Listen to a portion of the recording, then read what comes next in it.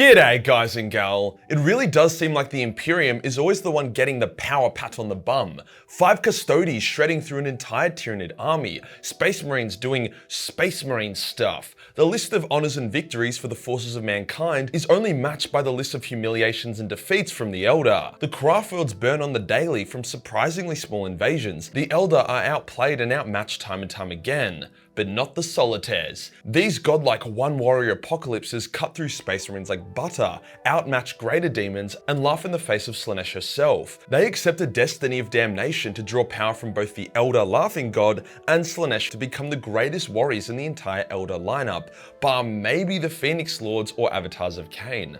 Maybe. But just how powerful are they really? How fast? How strong? Could they beat a Custodian? Could they take on a Primarch? Only one way to find out, and that's by watching this video. But just before we jump in, as I announced on Monday, the Xenonid Raptors are now live. Easily the most detailed major minis to date, and these bad boys come in packs of 5, or for better value, a pack of 10. We've even put up the ability to buy single Raptors on the Etsy, so if you wanted to pick one up and see if you like it and want to buy an army around it, or incorporate it into an existing one, then that's a good option.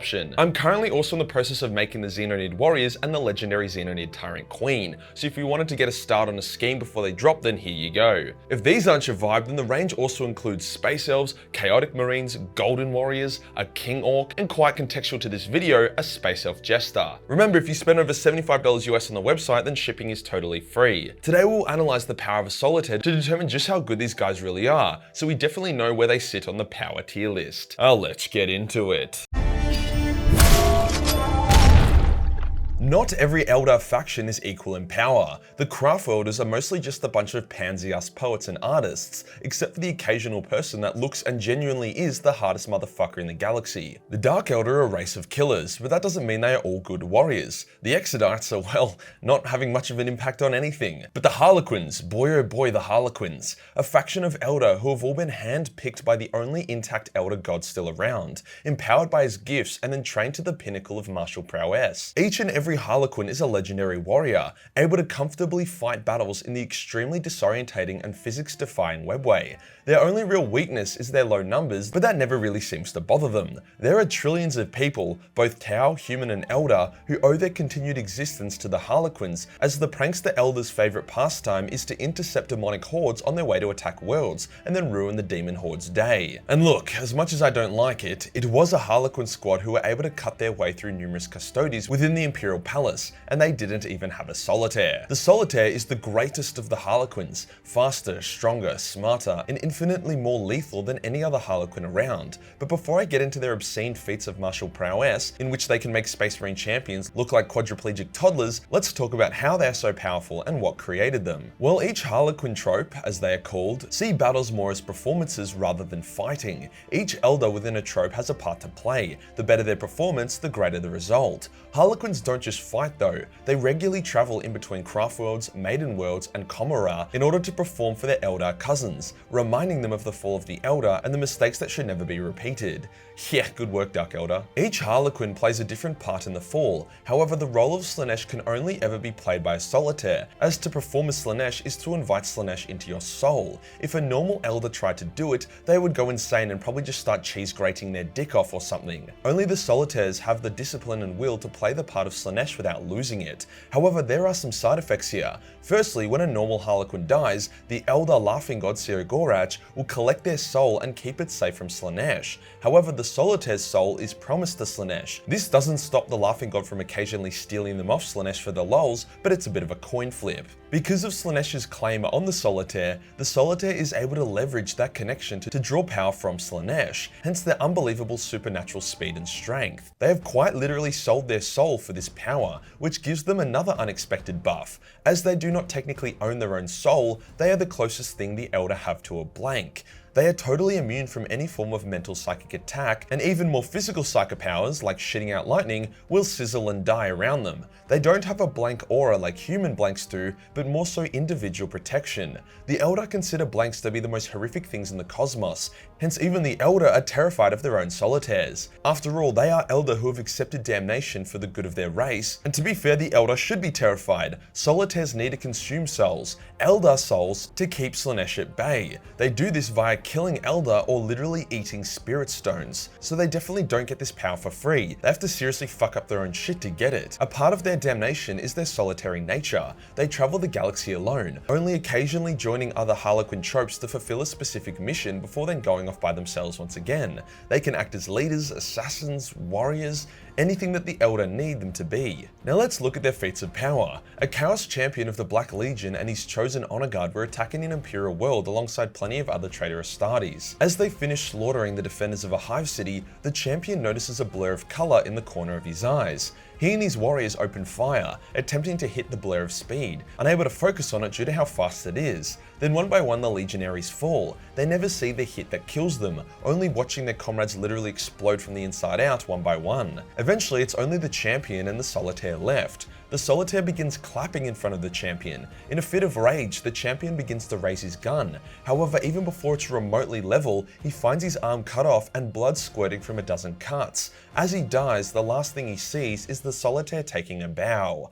Jesus. For context on how insane this is, Space Marines fighting is described as a blur for mortals, yet this was a blur for Space Marines. The only other beings in the galaxy that Space Marines see as a blur are the Primarchs. The fact that the Solitaire was also able to dodge a storm of bolter fire without effort is nuts. Janzar, one of the fastest Phoenix Lords, is another Eldar who can dodge bolter fire, but even she gets clipped once or twice. The Solitaire was completely unscathed. When Custodes fight, although they will kill Space Marines with relative ease, it's not like they dodge 12 bolter shots and then one hit everyone. Ra Endymion, one of the greatest of the Custodes, would take 3 strikes to kill a Chaos Space Marine. Yes, this was deliberate so he could learn the way they moved, but I don't think he could have done it in one strike, whereas this Solitaire was able to strike a Legion champion a dozen fatal blows in less than a heartbeat. While raw strength and the ability to deadlift have never really been the Eldar's vibe, Solitaires are still wildly strong. I mean, to move at that speed without breaking your own body means you gotta be dense and jacked as fuck.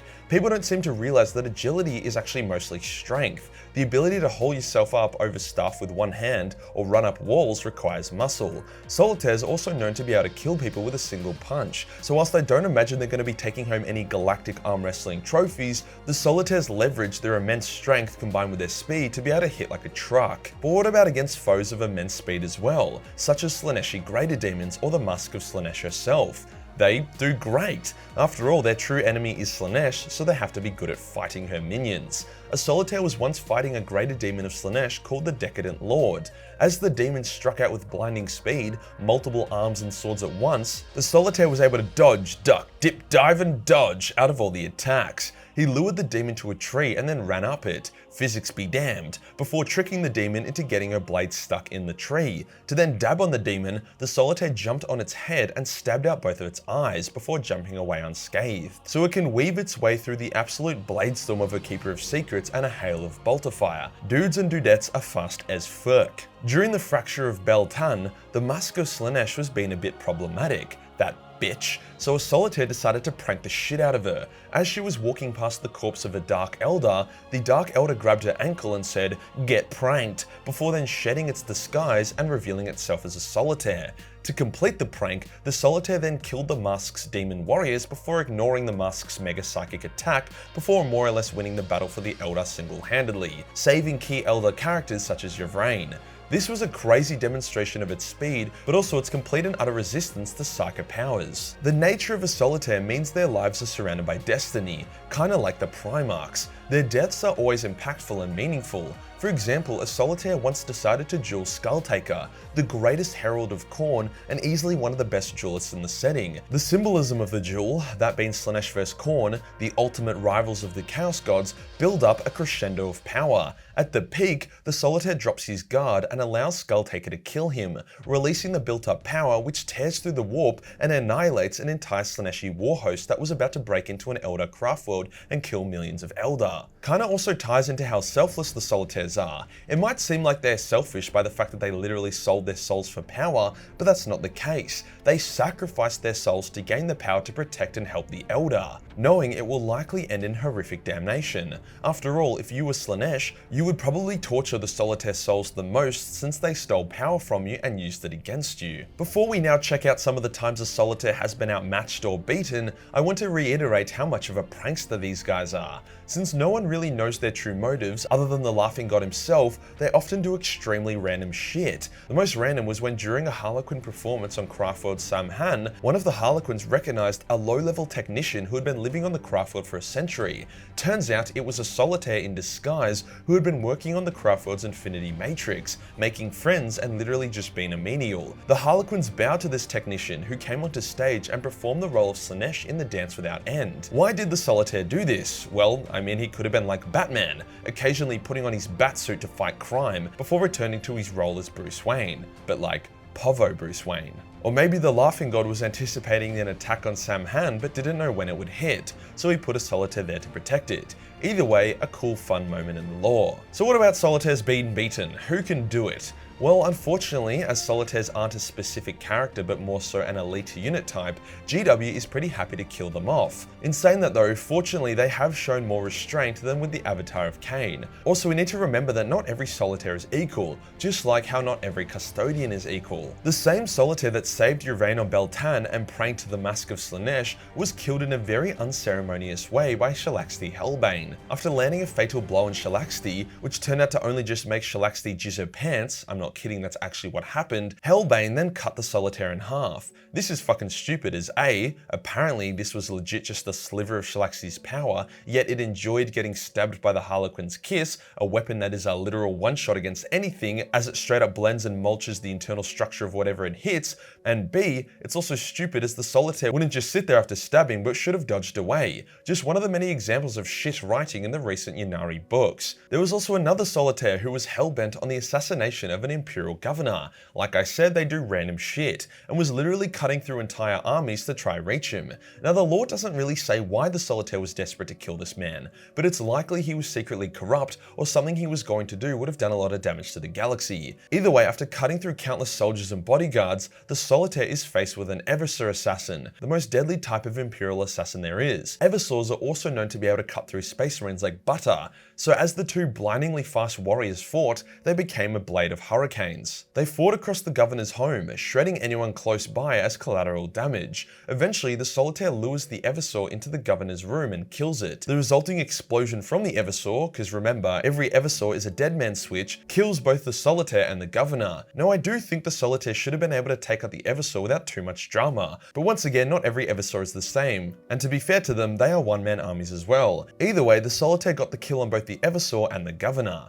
Then of course, there's the Solitaire in Trazin's museum. A very impressive effort from everyone's favorite Necron to be able to trap this kind of Pokemon. So just how powerful is a Solitaire really? Well, their speed and strength is out of this world, way faster than Space Marines, a bit faster than Custodes, and I'd say could even match the speed of a Primarch. However, they don't have the durability, armor, or strength of one. The fuck thing about a Solitaire is that all it needs to do with its crazy speed is stab you once with a Harlequin's kiss. Then 100 meters of razor sharp wire will be released into your body, instantly blending your entire internal structure. I don't even see how a Primarch would survive this. Maybe their organs and bones can withstand the force, but they would feel like absolute shit afterwards. However, in reality, I don't think a Primarch would let themselves get stabbed. As such, I would rate a Solitaire as the most powerful Eldar warrior, greater than the Phoenix Lords and Avatars of Cain, greater than the Custodes but falling short of the Primarchs. Not by much though. If you got two Solitaires together, then I doubt there is anything in the galaxy that could beat them. After all, they are totally immune to Psycho attacks, so have fun with that one, Magnus. If you enjoyed the video and you want to support the channel, then pick up a major mini, such as the Space Elf Jester or the new Xenonid Raptor Squad. Hit the subscribe button, hit the real subscribe button for more speedy content. Join the Discord for more memes, and I'll see you in the next one. Peace.